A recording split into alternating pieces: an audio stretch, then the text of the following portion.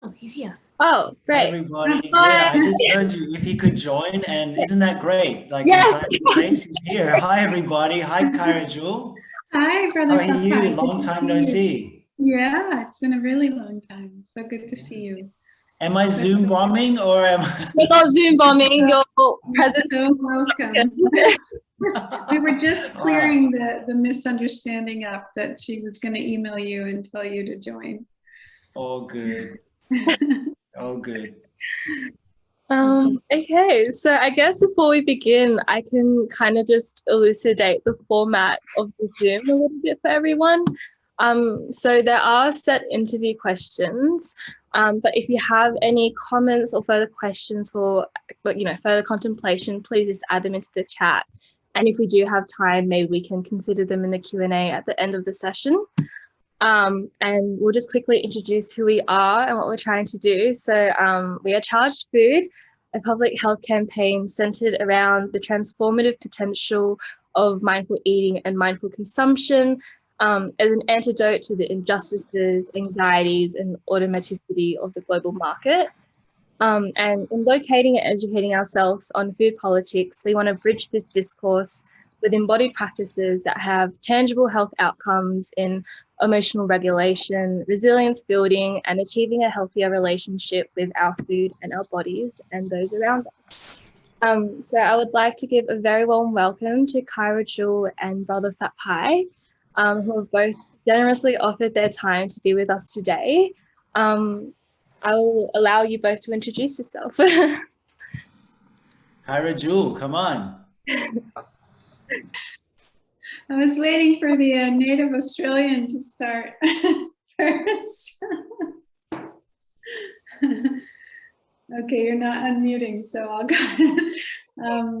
So I'm Kaira Jewel, and I am so happy to be with my brother Phap, who I had a chance to live with for many years when I was in the Plum Village community. We were in Deer Park together for a long time, but I live in Long Island right now, and my main work is teaching mindfulness meditation as a Buddhist Dharma teacher, and also in secular mindfulness spaces, and yeah, have a big interest in sharing mindfulness in education with teachers, with young people, with families, but also engaged Buddhism, mindfulness applied towards social justice. And so the themes of your Charged Food are very much important to me in terms of climate change and racial justice, and how the Dharma, mindfulness practices can really support us to create the world that we need to exist, for us as a species to continue. Thank you. Thank you.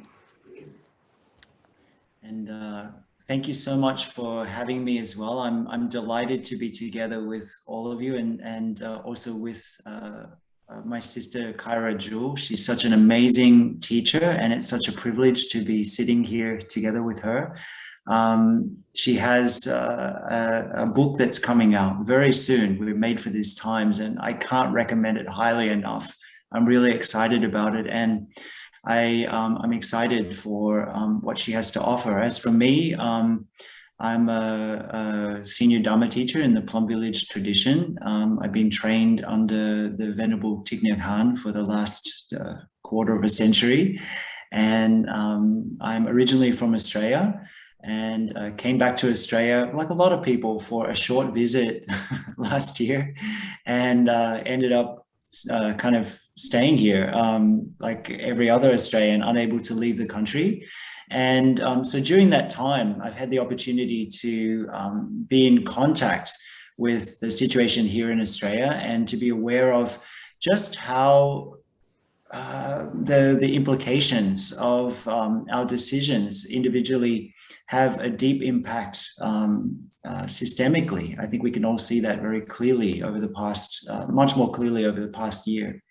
I feel that your topic regarding food and consumption is an incredibly important one when we're looking at the issues of systemic injustice and discrimination and racialization that are happening all around the world. So I'm really excited to be together with everybody today, and thank you again for having us. So I guess we should just go straight onto the topic. Can I just ask before we do, if the other people on the call, just so we can know who's here with us. Oh, these are your colleagues and your professor, is that right? So Ta is my professor. If you'd like to say hi, if she's able to at the moment. Yes, hi. Hello. Hello, everybody. Thank you so much for joining us. I was going to put an introduction in the chat, but I guess I'll just say hello. Hi. And then Phoebe Parker, she is my colleague, part of Child Food. Robert Forster, a guest, and TC is my mum. She's part of the Ocean Sangha, I believe. Yeah. Compassionate Ocean Sangha. Yeah. Good to be with you. Oh, sorry, I cannot put my camera on, but I'm listening. It's nice to meet you all. Thank you.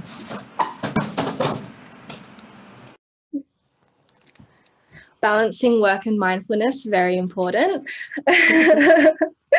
Okay, so I guess that's introductions. So I guess the first question is, for both of you, what is your understanding of mindful eating, mindful consumption, and could you speak a little on its historical, cultural, and spiritual dimensions? Well, when I was looking through your questions, I felt that each of the questions was enough for like the entire hour. Like we could do a retreat on each of these things. They're all very deep and amazing questions, and maybe I'll kick this one off, and I'd love to hear from Kaira Jewel as well. Mindfulness is an innate quality of attentiveness and presence that we all have. And when it's cultivated, it can help us touch our lives a lot more deeply and to understand the roots of our happiness, our sadness, our pain, and also to touch freedom within our own lives. To be honest, though, I really hate the word mindfulness. That will probably come as a shock. That is because it's become a bit of a catchword. And I also noticed that in the West, in our modern society, when we speak of mind, we often think of mind being up here. And I feel and I observe that this mentality also contributes to some of the destructive behaviors that we have in terms of interacting with each other, ourselves, and with the world. The word mindfulness is a translation of the original Pali word sati, or in Sanskrit is smriti. And there's a sense of embodiment that doesn't carry over very well into English with the term mindfulness. If I do this experiment with people often on retreats, and I ask people to close their eyes and point to their mind, and often in the West, people will point here. And then I ask people to point to themselves. Very few people point up here to their heads when we ask people to point to themselves. They point to their heart. And this is a wonderful reminder that we know on an instinctual level, on what I like to call a cellular level, that the center of our being is where we experience our embodiment from. And the word sati can equally be translated as heartfulness. And I think this is an important distinction, an important teaching for us in our modern society, to approach this quality of mindfulness from a sense of embodiment, to not be up here anymore. It's not something to think about. And in terms of mindful eating, cultivating this quality of embodiment is incredibly important. So each moment of our lives can be a meditation, can be a moment to wake up. And mindful eating is a practice of being fully present in the beginning for edible food, looking deeply into its sources. Where does it come from? Is it planted nearby? Does it come from overseas? What does it contain? We look at the farmers, we look at all of the systemic relationships that it has, and we experience that food on an individual level through all of our senses. We open all of our senses to it. And at its base, and we also notice what opening all of our senses to the food nurtures in our mind. What does it give rise to? And at its base, developing a practice of mindful eating helps us to recognize how we nurture ourselves and what we're nurturing in our body and mind.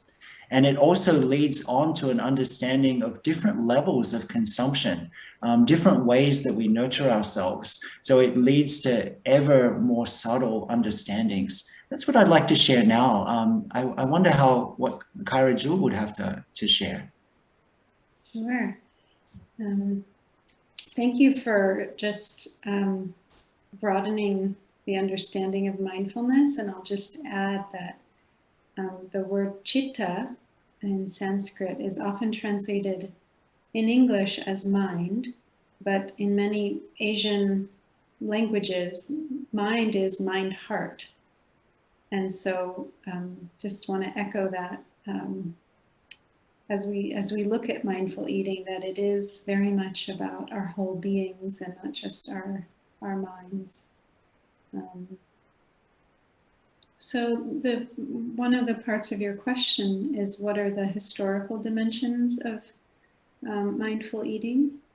And I just want to take us back to the time of the Buddha and the way that the Buddha taught his students to do everything in awareness, everything with mindfulness. So that definitely included our relationship to food. And with many of the teachings being focused on the monastic experience, and with the traditional Indian society being one in which those who went on this path of celibacy and monastic commitment, they would beg for food. There were many, many kinds of ways of being mindful and attentive with food, not just how you eat it, but how the whole community relates to the process of eating. That you wait for everyone to come back from the alms round and make sure everyone has enough. So you would share it. If some people didn't get enough, you wouldn't just sit and eat by yourself. And also that you would, eat what you needed to eat and no more.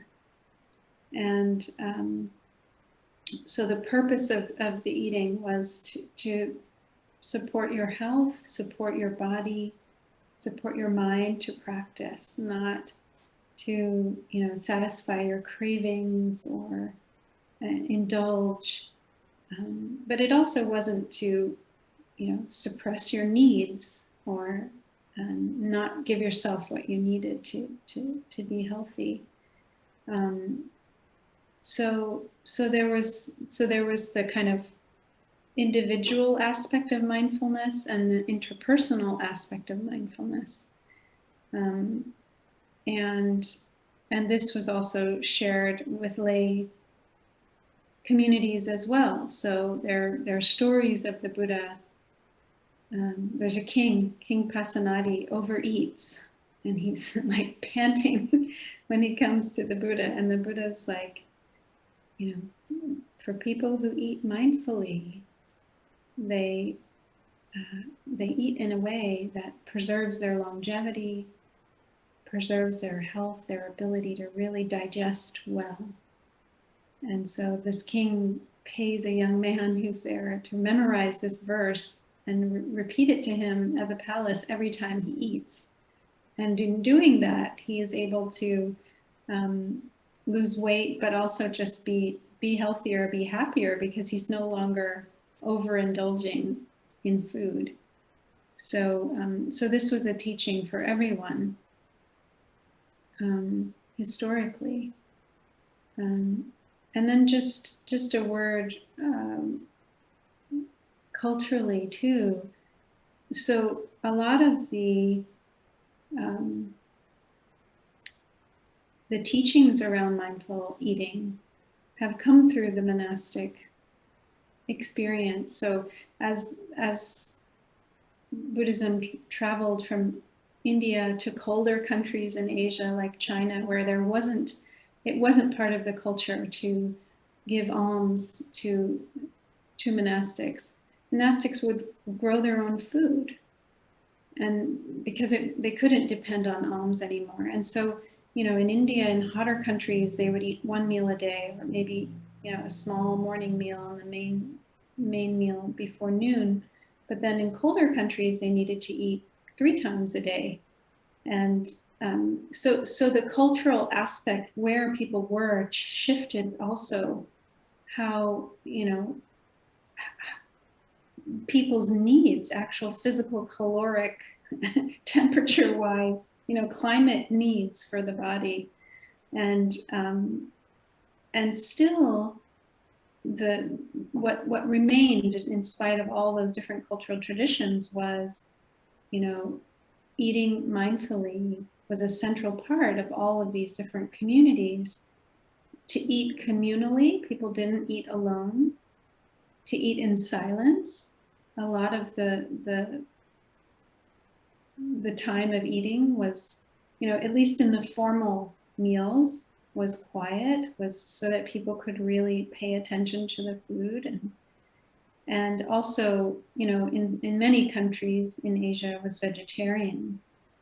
These, where Mahayana Buddhism developed, and Theravada Buddhism didn't emphasize necessarily not eating meat at all. You could receive meat if it was offered to you, but you wouldn't ask for meat. You wouldn't ask for an animal to be killed on your behalf.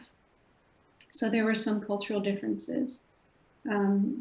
But basically the common piece was to really know the purpose of eating, that, it is not for entertainment, it's not for intoxication, it's not to become more beautiful, more attractive, but just to support and sustain the body, so that we can go on this path of awakening.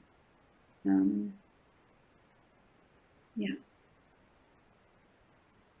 So this key thing of the middle way, that if we deny ourselves, if we don't eat enough, or if we overeat and overindulge in both situations, both our minds and our bodies will become out of balance. And so we won't have the conditions for really realizing the depth of this path of practice. So to realize deep spiritual insights, our bodies and minds require a practice of mindful eating. Thank you. I have so many thoughts. First was I really regret dropping linguistics in first year. Etymology is so important, especially when there are so many mistranslations in language and how language can be framed by, our current paradigms in politics. So obviously in the West, there's this vice grip to that Cartesian logic of the mind and body binary, and how the environment is relegated to like the body, and how the body is masterable and the mind is privileged as a thinking subject. And I guess that's why everything is so cerebral, everything is so focused on this locus of the brain. And I guess in an activist space, like there's always this kind of disconnect between discourse and practice. We're talking and there's so much discourse and words, but we're not seeing much like embodied practice. And maybe it's because there's this kind of lack of practice in being able to feel, the impact of what needs to be done. And it's all kind of remaining quite intellectual. And, same thing with the environment in terms of our relationship to the environment, relegating it as something that we can master and that we can kind of appropriate for our use, rather than this kind of equitable exchange and relationship with those around us, including our environment. Yeah, thank you so much. So I guess this segues quite neatly to a quote from Thich Nhat Hanh. He said that mindful consumption is the way to heal ourselves and heal the world. So how would you kind of locate mindful eating in our global capitalist hyper-consumerist context?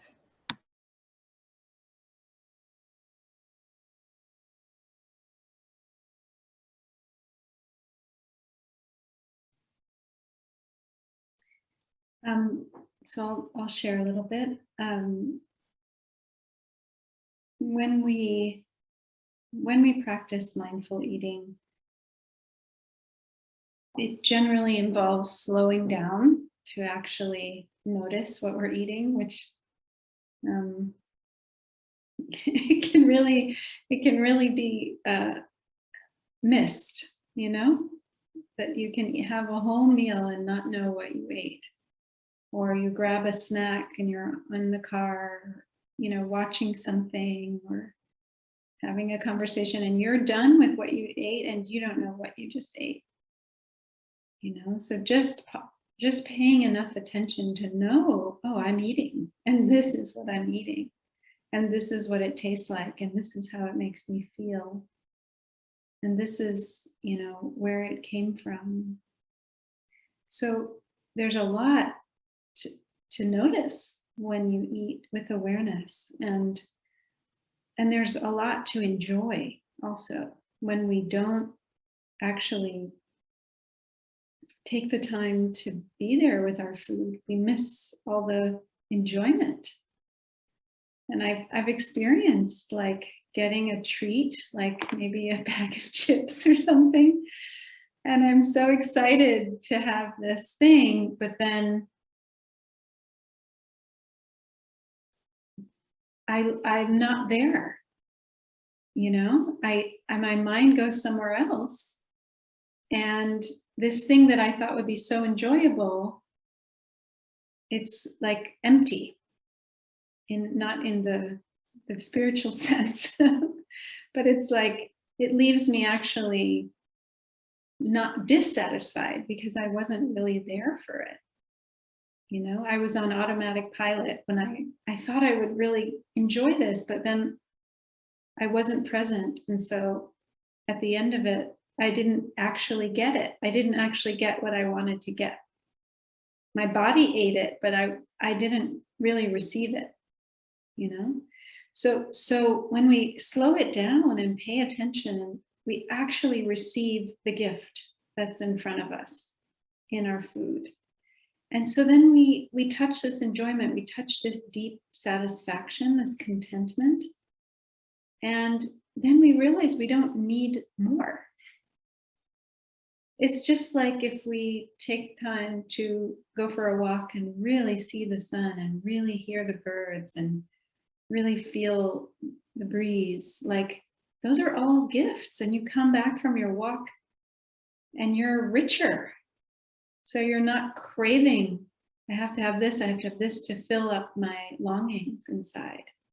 So when we, you know, eat our bowl of cereal and really taste it and really enjoy it, we get deeply satisfied. And so, you know, so we don't overconsume.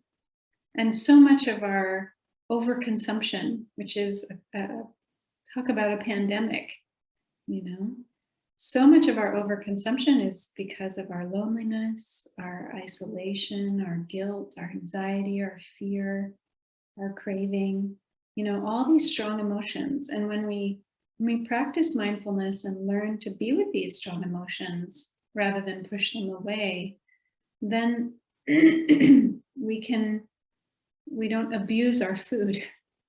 We can just take in the food rather than you know, taking it in for the wrong reasons, impulsively or compulsively motivated by these emotions that are really what just need our care. And that, you know, when we are able to be with these strong emotions, then we can eat with the balanced mind, you know, returning to the food for the right reasons, and it integrates into our body in the way it's supposed to, which is to nourish our health, to nourish our well-being. Because we can get physical nourishment from food, but we can also get spiritual nourishment from food. But we need to be fully there and taking the food in the right way, in the right amount, to get the spiritual nourishment. And so, you know, with just also the epidemic of obesity and also diet-related illness. And I just want to say, when I mention obesity, like I also am learning a little bit about, you know, the real limiting way a body image can impact us, that we're supposed to be thin. I'm not talking about obesity, like I'm not talking about overweight as like being wrong. I think people have many different points of health in many different weights. So I'm just wanting to say that before I talk about obesity, because I don't think everyone needs to be thin to be healthy.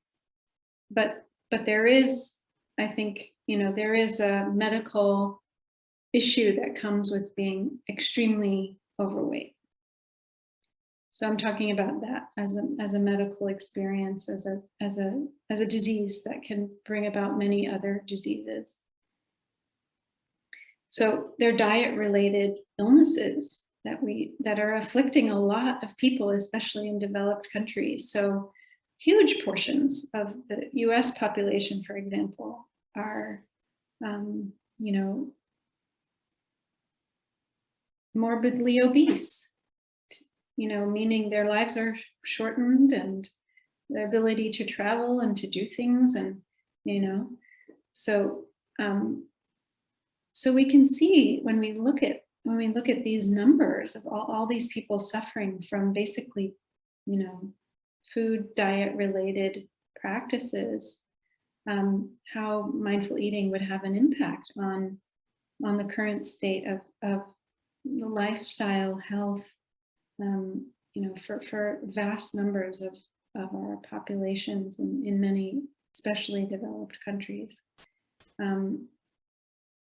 But even more deeply than that, you know, learning to be content, to be happy as we eat, and also really,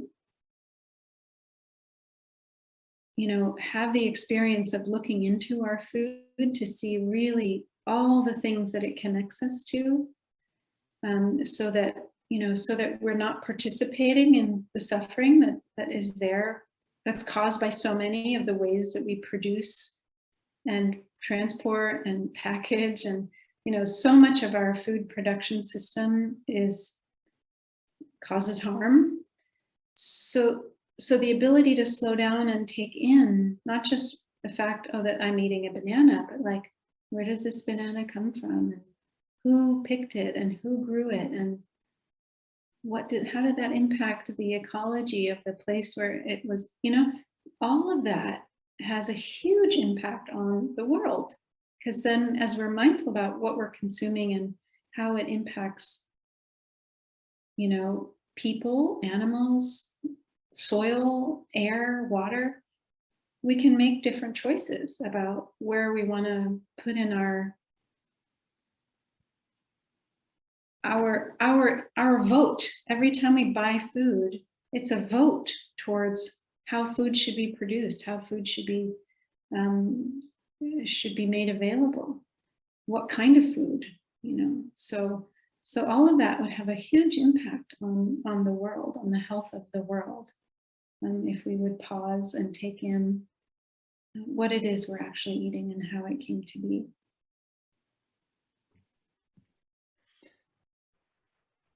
I was very moved by that, and I would share also, just bring out one of the points that Kaira Jewel shared so beautifully. I would share that one of the transformative aspects of mindful eating is that it teaches us that we're always in relationship.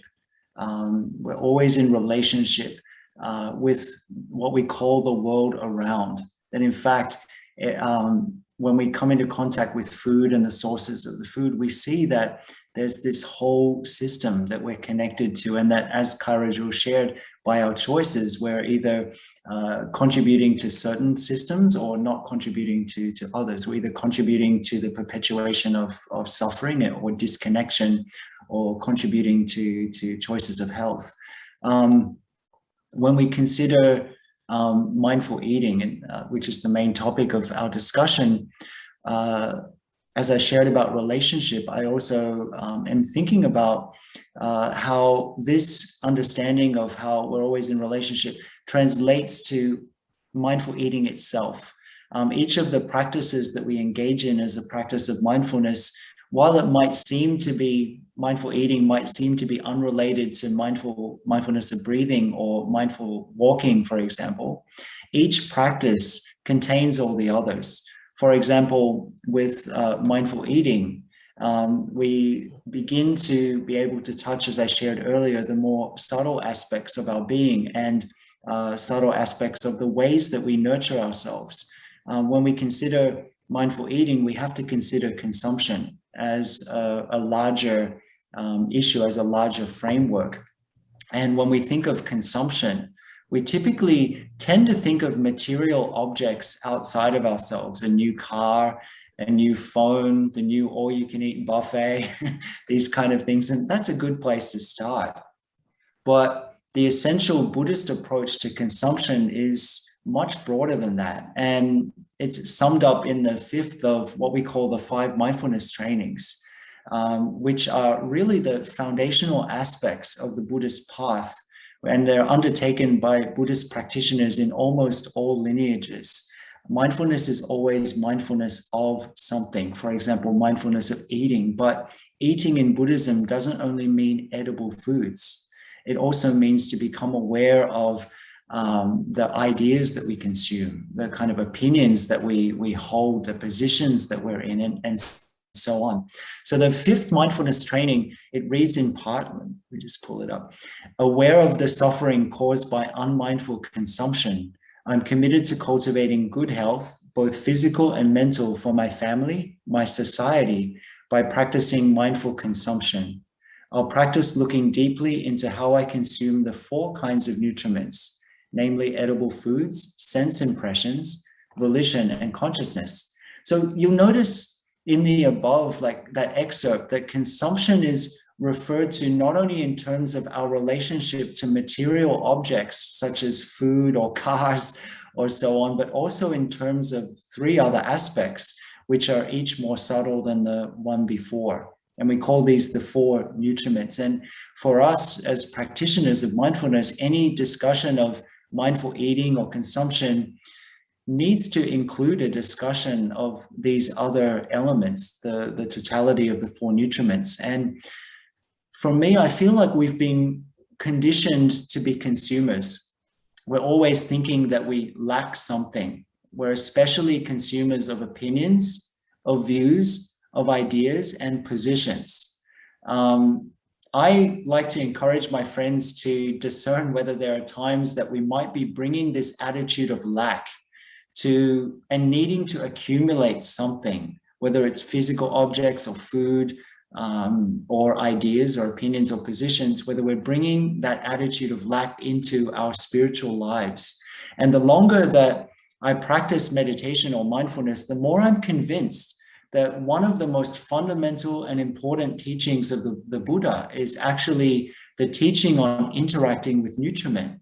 It's also actually one of the most transformative, and it's really one of the most overlooked, because when we think of spirituality or mindfulness, how many people are talking about look into the sources of your food? People are thinking that mindfulness is about just sitting on the cushion and so on, but in fact, it's about choosing to inhabit each moment of our lives, to be in our bodies. That's really, in a sense, unromantic, like being present for opening a door, being present for another person, looking into your anger, loneliness, pain. That's something that in our modern society, we've been conditioned to think we want to avoid. And we've been well trained and well conditioned to be distracted and to run after things, ideas and positions, or other people's approval.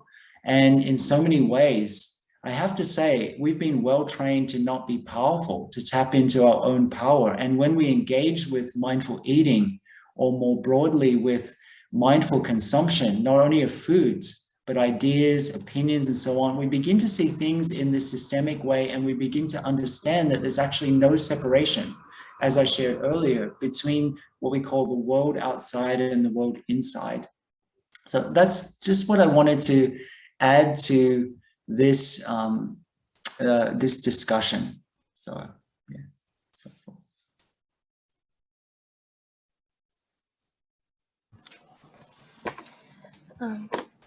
It actually made me think about how everything is quite deficit orientated, even in Western psychology.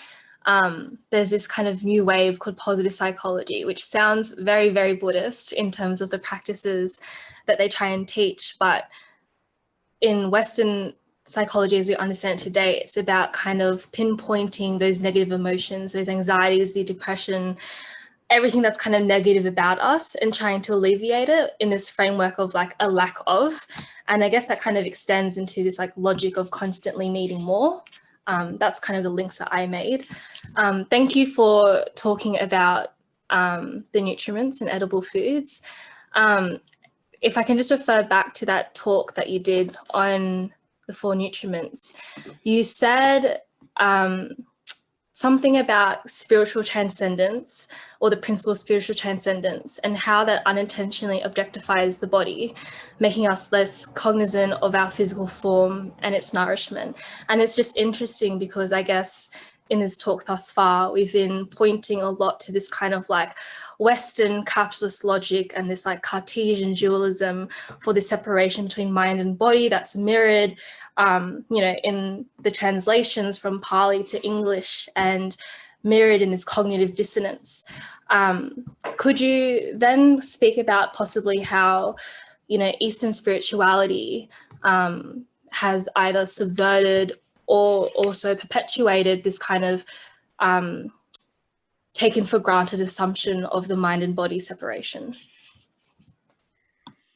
This is an incredibly powerful question, and I just wanted to take a moment to love the question. In Buddhism, I'm not trying to avoid responding, but in Buddhism, we also we learn to love the questions. We're not so caught up on the answer, because in fact, the answer needs to show itself in our life, the way we show up in the world. It's not another set of views or opinions. In fact, our practice of mindfulness, the Buddha said in some of his most ancient recorded teachings, in the Book of Eights, the Atthagavagga, that the practice is not about getting more stuff. And we've been speaking about accumulation of things and ideas and opinions. And mindfulness or meditation is not about accumulating more ideas, views, and opinions.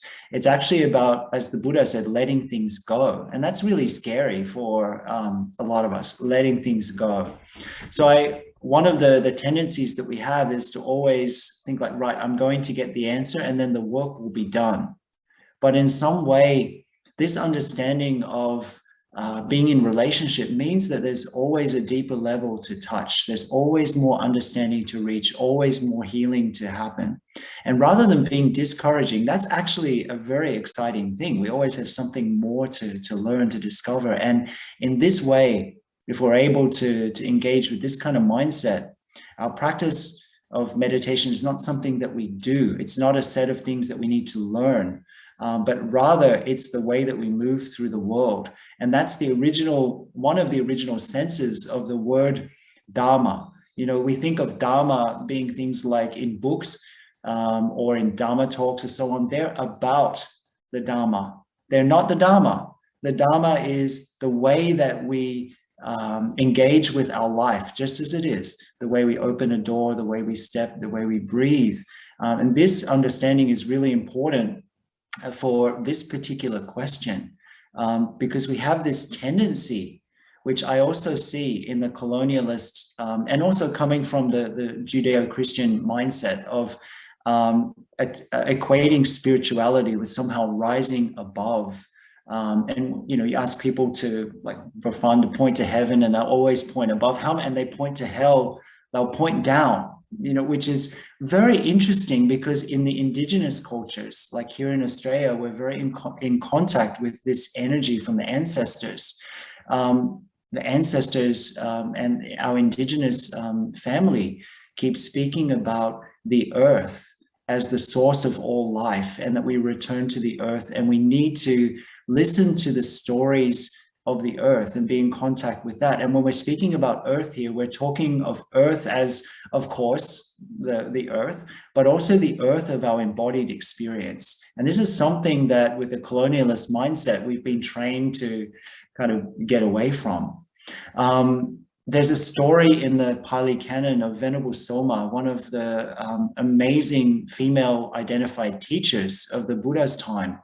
And she was approached by Mara, who in the Buddhist tradition is the embodiment of illusion. And illusion tries to define her and say, you're not powerful, you're nothing at all, you're a woman, you're so-and-so, you have nothing to offer. And Soma looks at illusion and says to illusion, anyone who's caught in the idea that I'm a woman, I'm a man, or I'm anything at all, that's who you're fit to address. You can't address me. And then illusion was devastated and said to himself, Soma the nun, she knows me well. And then he disappeared right there. So we're so trained and conditioned to fit into a box, into some kind of category. Our minds also tend to operate in this way. And what would it mean for us to let go of that struggle, to understand that our true security is kind of counter to our usual way of operating? We think that true security comes about when we have a fixed position, a fixed identity, and all the pieces in place. And in some weird way, we mistake intellectual information or knowledge for insight and wisdom. And the Buddha shared the opposite. So as hard as it might be, I want to invite everybody to look at this. Do we actually need to subscribe to the usual ideas of categorization? I think that if we understand ourselves and everything else to be like a flowing river, then the river needs to have banks in order for the water to flow. But in some way, as the water flows, it's also shaping the banks. And as the banks are being shaped, they direct the flow of the water. So both of them inter are. I think it's important for us to understand how we identify, how we situate ourselves, and how everybody else situates themselves. This is important work. But we need to also understand that a label given to us by others or also by ourselves can only very slightly describe who we actually are. And in the Zen world, we have a saying, only don't know. In our modern world, we equate certainty with security somehow. And particularly in the academic world, we equate that kind of certainty with security. And our dialectic is that somehow confusion or doubt are wrong. I also relate this as well to this colonialist idea. We see doubt or questioning as somehow wrong or problematic. But in Buddhism, doubt is not wrong. It's not a problem, and it can help us to go much more deeply than we ever have before. So why struggle with it? I think we need to love it. We need to love our doubt, to love our questions, and to let them be there, to let them call us forth, to let them be our teachers, and not to fall for the trap of thinking that certainty comes when we have fixed ourselves or others, which is our tendency, in a way that society wants us to. And we don't need to think that understanding comes about from intellectualization. If we get this, if we really get this, then as much as we want it to be different, we're okay with ourselves. And this is like a lifelong work, being okay with ourselves. I don't want to make it sound easy, but when we're okay with ourselves, we're also okay with everybody else being themselves. We're also okay with everybody else choosing to define themselves in some particular way. It becomes also, with this understanding of a flowing river and the banks of the river, to be okay with, in certain circumstances, choosing to tick certain boxes and things, but knowing that they don't describe the whole totality of our being. I just want to end by sharing that what matters most is how we experience ourselves. Transformation comes about from that place, and that's not what we've been conditioned to honor. We've been focused on like how everybody else perceives. That's the systemic situation that we're in. real discrimination, anger, and violence are there. And it's so easy, it's necessary in so many cases to have to deal with that. But the ultimate thing is how we experience ourselves. That's the transformation that I'm hoping we're able to look at, because from there we'll be able to work with the systemic issues. There's a saying that's really important, and it's okay to not be okay. If we know how to not run from this on an individual level and a societal level, to overcome this idea of having to always be like in this quote unquote happy place, then this is the starting point of a real journey of transformation. And the real journey is not a journey to somewhere in particular or to get something that we think we don't already have. It's not the journey that we normally think of, the frantic sprint away from pain to some imagined shore of like happiness. The real journey is letting go of things, and also mainly letting go of our efforting. But, you know, it's not what we're conditioned to. Often the catalyst of the starting point of our journey is suffering, emotional, physical, and so on. While the starting point of our journey is the recognition of the pain that we hold individually and collectively. Hopefully it's not the end. It's already a great thing if we recognize our pain, but there's much more to discover. And by acknowledging our pain, we begin to recognize its sources, and we notice pockets of well-being, ease, and joy, as well as what nurtures those. And our pain doesn't disappear entirely.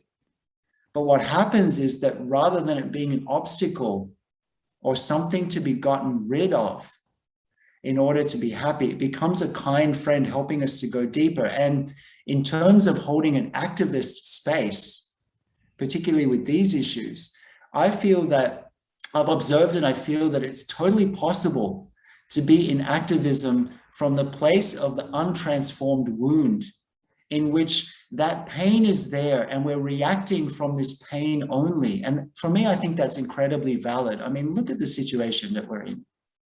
But if we're not able to cultivate this space of not having a problem and trying to get rid of that pain within ourselves, then if we only engage in activism from that space, we tend to recreate the same patterns over and over again. But there's activism also with this sense of, like is shared in the Jewish Talmud, when we hear about what's the work of transformation, and the transformation is to heal the world entire. And this means to embrace ourselves just as we are, and to embrace everybody else just as they are. And that's activism from the place of knowing that there's nothing wrong with suffering inherently. It's part of the way things are. And to embrace that, to work with that, and to be able to hold that space with, not for, but with everybody else. That's a place of power. So that's what I want to share about this. I'm sorry for speaking a little bit long, but I feel passionate about this question. So I'll bow out. I really want to hear Kaira Jules' input on this. That's such a lovely and profound reflection you just offered. Let me just check in with you, Lindan, and ask if I should maybe make space to talk to Ta's question that she wrote in the chat. Would that, I think do we just have like 10 minutes? So what would be most helpful for you all? I can speak to what we were just speaking about, or turn to that. For you, if you'd like to jump onto the question, or if you'd like that continuity, it's whatever's best for you. Okay. Well, maybe I'll just share one thing that was occurring to me as you were speaking, Brother Phap, just briefly, and then I'll talk to Ta's question. You know, there's such a deep teaching about, like, it's really, you know, our inability to handle the first noble truth that suffering exists, that sets us up for all the things that, you know, take us really off track and cause more suffering. But what was occurring to me was, you know, we've been talking about colonialism as well, and this whole mindset of division and duality, and the roots of our unhealth. And it was occurring to me that colonialism is a form of consumption. That, you know, here you have one culture that basically eats another culture in a cannibalistic way, you know, eats the resources, eats the people, eats the land, eats the cultural, the language, like all these things get somehow either destroyed or reorganized, you know.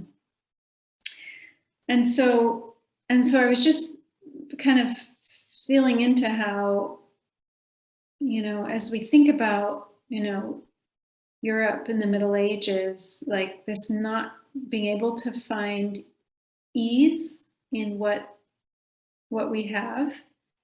And so we go out and destroy and dominate and control and exploit. And of course, many cultures have done this, you know, to peoples within their cultures or within their lands. It's not only people in, you know, the European colonizing countries, but you know, I just wanted to name trauma as a piece that's connected to all of this. If you think about the Inquisition, the Reformation, like just the level of violence that was there in you know, European societies during the Middle Ages, that trauma was not resolved, to your point, Brother Phap. That wasn't able to be integrated, to be understood, to be healed. And so that was part of the colonializing mindset of bringing violence, of disregard, dehumanization to all these other, you know, cultures and places and peoples. And so I just wanted to add that piece because it clicked. I was like, oh, that's a kind of example of what you're talking about historically. And I just read someone's post about Las Casas, a priest who came into the New World along with Columbus. This was in the Bahamas, and they were saying, they were kind of remarking how this culture was so,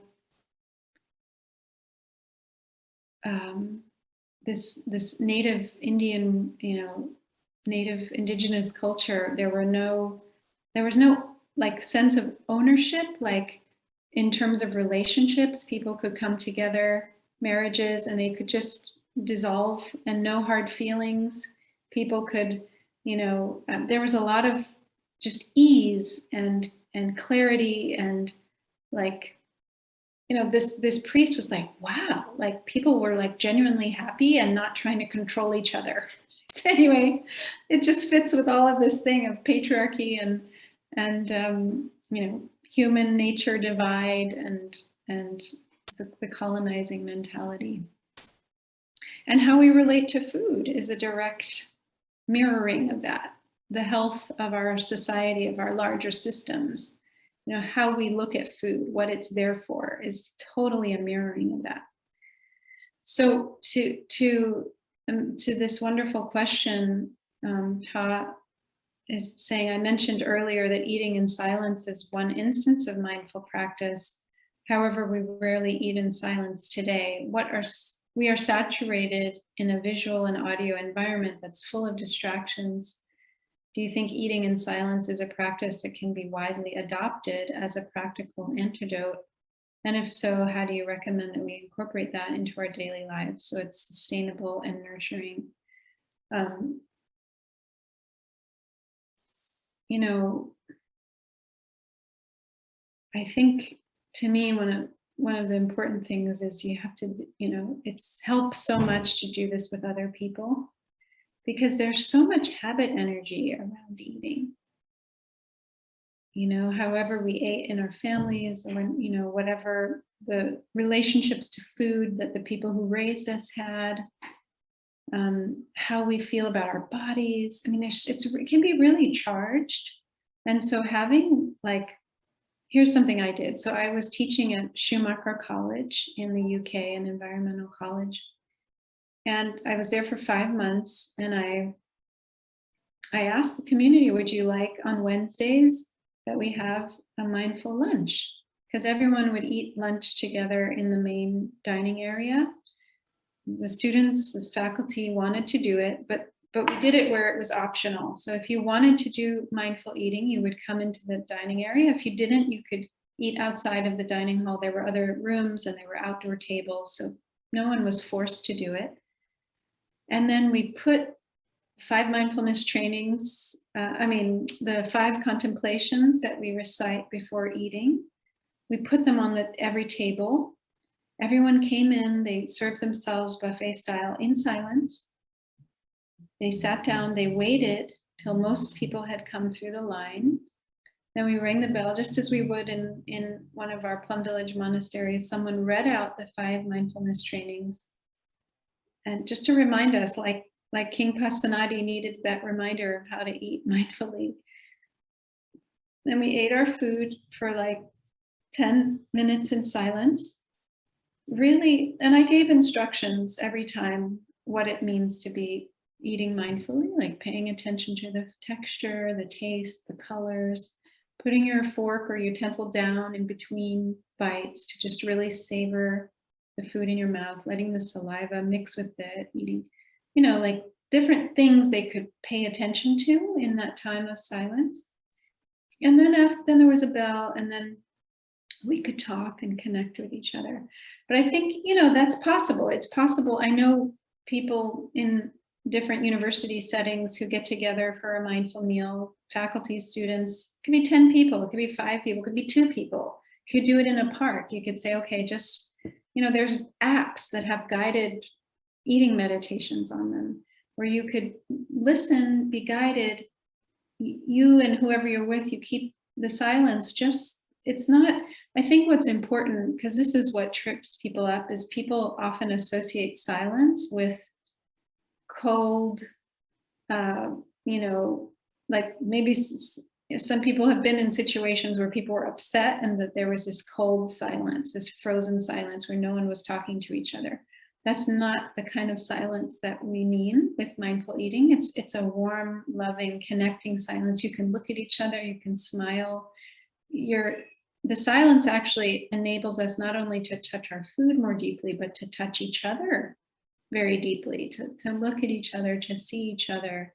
It's not a silence where, oh, I can't look at you, I have to pretend you're not there, I'm in my own world. I mean, in some retreat centers, that is the way silence is practiced, where you don't make eye contact. But in the Plum Village tradition, it's really about connecting. So the silence helps us to just be more deeply with the food, be more deeply with each other. And I think it's a really great thing to try, and it's done in many places around the world and in educational institutions as like a once a week invitational thing. You bring your picnic lunch or your sack lunch. There's an introduction, even just 5 minutes of just really feeling what it's like just to be with the food and nothing else. Turn your phone off, put it on silent, whatever, and then share with each other what that was like. How did it feel? I've done this with kids and they love it. I remember when I was a nun in Germany, I shared fruit meditation with these kids from public school, came to our monastery. We're outside. I gave everybody like half a banana. We had them peel it very slowly, smell it, look at the colors, and then slowly eat it. And this one boy was like, I feel like it's the first time I'm eating a banana, and he was so moved. And he went home and he told his parents, and he told his teacher later, he said, now my family, we practice fruit meditation. And so as a family, they were, slowing it down and really enjoying, like eating a tangerine, eating an apple. So it's really possible to do this. And I think doing it with others is really a key piece, but you can do it by yourself too. But it's harder to break the habit energies we have around food if we're by ourselves, but it's not impossible. I hope that's helpful. It's an incredibly intimate act to engage with mindful eating. I find it really beautiful whenever I've offered a couple of retreats on the 4 nutriments, and I find it an incredibly beautiful experience to see people touch food through their different senses. It's so intimate, it's so deep. And it's so much fun as well. It's not a heavy practice. It's really delightful just to experience something that we do often so automatically in a new way. I do a couple of exercises depending on the group. If we're in a retreat setting, one thing I love to do is to have everybody like serve their food, and then we can also do this alone as well. Serve your food, have your food in front of you, and then notice when you're looking at the plate of food, which food are you drawn to? Which food are you planning to take the first mouthful of? And notice like how you might begin to salivate when you're thinking of that food, and then decide to take another bite of food and see all the reactions that come up, the grief, the denial, the anger, all these things when you decide to not follow that tendency. Another interesting practice can be if you're eating with others and you're all serving the same food and assuming there's no allergens and things there. Serve the food, have everybody observe the plates, look at everybody else's plates. Everybody's served from the same food, but they've the same dishes, but everybody's plate looks so unique. And in fact, we have our plate in front of us and we've gotten quite attached to it already. So what I do is once everybody's gotten quite attached to it, I ask everybody to stand up and switch plates with everybody else. And it's such a fun experience. People freak out, like totally freak out. Like it's a great thing to do. But the practice of silence, like Kaira Jewel shared as well, is a practice of engaging with this deep intimacy, of choosing to be there. And that intimacy, I think, is what we're actually most afraid of, what we most are resistant to. It's not a practice of cutting ourselves off from the world, but choosing to engage with our food, with each other, with our experience in a very deep way. It's a beautiful thing. So, yeah. Thank you both. It made me reflect on my first retreat that I attended by myself. I think Brother Phap, you facilitated that one. I was very uncomfortable. It was silent.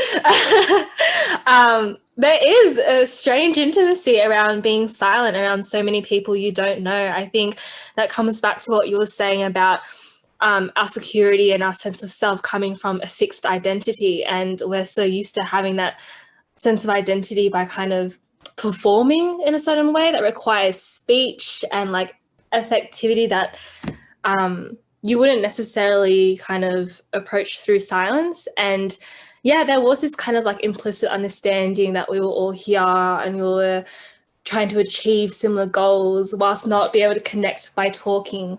And by the end of it, I think I'd been the most calm I'd ever been, besides the first 3 days of intense anxiety. But it just goes to show that, yeah, the just 4 days of kind of like being around those habit energies and having a different framework that we're kind of used to in approaching our food and approaching connection and approaching intimacy is very transformative and very real, and you can definitely feel the benefits of it. Yeah, so thank you. Just quickly, a few years ago, we had to evacuate from Deer Park Monastery because of the fires, and the brothers were billeted with a family that had young children.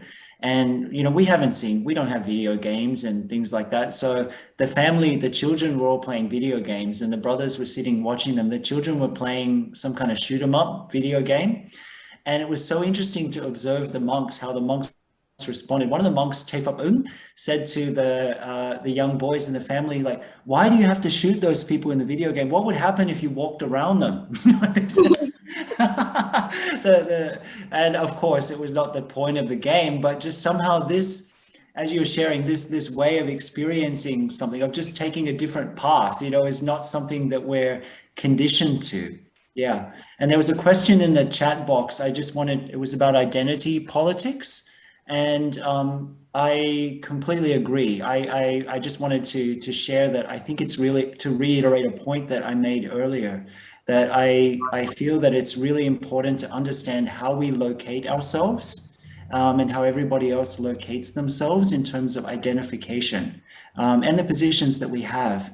because it's only from that basis that we're able to respect and to be able to interact with others. But the point of transformation is also to understand that there's so much more, that location in time and space is it's a snapshot, but it doesn't encapsulate the whole being, and I feel like one of the issues that we see nowadays in terms of activism and also in terms of spirituality is spiritual bypassing, where people feel like, they've done the work and that, oh, we don't need to identify, or, we should just all be one and all this kind of stuff.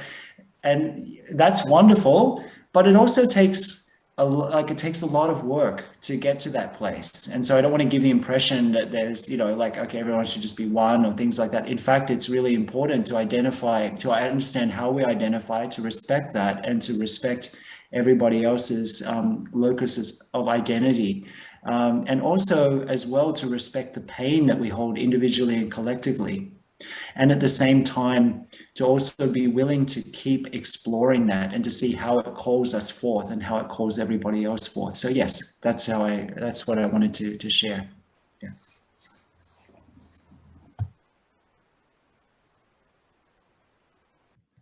When you mentioned spiritual bypassing before this interview, I was really nervous. So I was going to sit down and kind of do like a mindful exercise and like sit with my emotions, investigate them. And then I gave up and burnt sandalwood and cleansed it around. And I cleansed it around my friends. I was like, we're safe, we're fine, guys are going to do great. And that's it. But I'll work on it. Just want to say that's for real. That practice is a very grounding and supportive one. And I don't think it's necessarily an escape from, I mean, there are many ways. There are many ways to prepare and to feel solid in oneself. And that's not like a lesser one. Yeah. To purify exactly. the space. Thank you for the validation.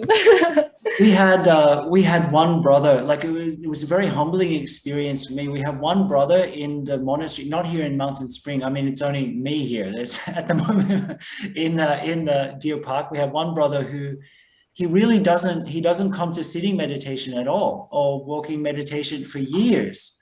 And so for years in my heart, I kind of had this part of me that was thinking like, why has this brother not come to the sitting meditation or the walking meditation? Like, he's not practicing. It was a very subtle like thing in my mind, but I had this tendency. And so I'm the kind of person that gets interested when I have these kind of mind frames.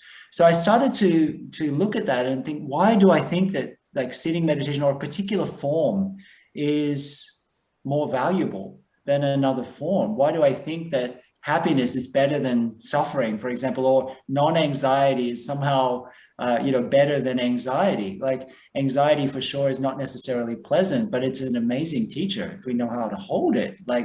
And then, so I started to look at this brother and I began to observe that, in fact, this brother was most centered, most like himself when he was engaged in acts of service.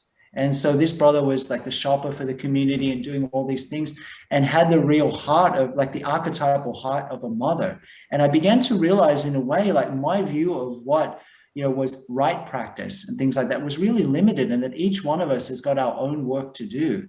And that for me, I had to understand that I shouldn't impose my view on what is right practice on somebody else. You know what I mean? That within a certain framework, the right practice consists of showing up to the moment and engaging with it fully. And that brother was doing that. I was the one that wasn't doing that, even though I never skipped a sitting meditation. So yeah, like burning sandalwood and things like that, go for it.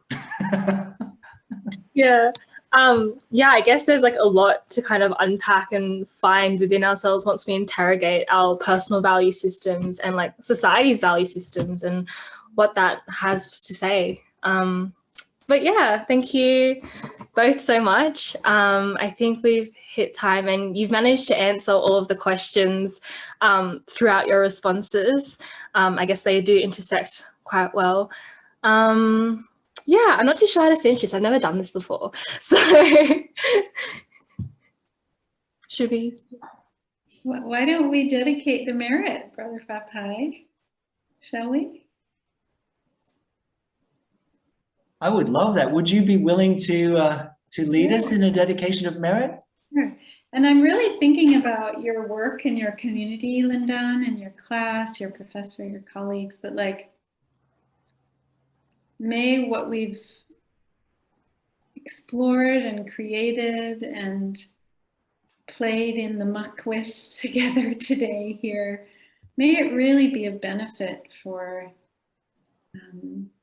all of the wonderful things that you and your colleagues are doing with charged food. May it support people everywhere to have the food that they need, not just the edible food, but all the other kinds of food, so that they can take in what's wholesome to support them in health in their body and minds. May what we are doing here tonight, may it serve for the health of our planet and all of the species that we share this planet with, so that everyone can have enough to eat and live in healthy habitats that contribute to the thriving and to the flourishing and the happiness of all. Thank you so much for inviting us. All right. Thank you, everyone. Be well, Brother Phap. Thank you for inviting me to do this with you. Oh, thank you so much. Thank you so much to all at Charged Food. It's been an honor and a blessing. Thank you so much, Kaira Jewel. This is Phoebe and this is Phap. Hi, thank you so much. That was so fascinating as I sat on the side and just observed today, and that was really special. Lovely. So good to see your faces. I don't think there's any such thing as an observer. I don't know if you know, but I think you also contributed to the energy, both of you, a lot just by being there. So yeah, that's one of the things we discovered. So yeah, you it or not, you're very much a part of this. Lovely to have you as part of the community today. When I said something in my periphery, I saw Tom doing this. That really helped me. It was such a joy, and all of you be well. Yes. Thank you. Bye-bye. Bye. Bye. Bye.